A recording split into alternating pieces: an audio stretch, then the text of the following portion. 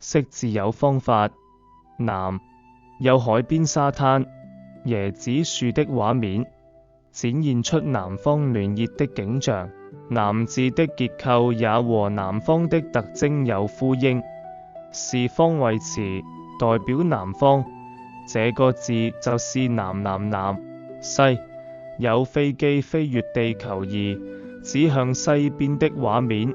西字的樣子仿佛是標西方的符號，代表方位西。這個字就是西。北，有兩隻北極熊背靠背坐在地球儀上，北字的形態好似兩者相背，是方位詞，代表北方。這個字就是北。火，有木柴燃燒，火焰躍動的畫面。火字的形態就像燃燒的火焰，代表物質燃燒時所發的光和焰。這個字就是火。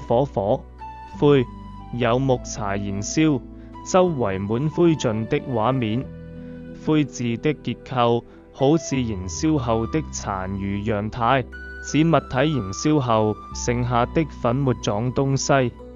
這個字就是灰。總結，學會漢字：南、西、北、火、灰。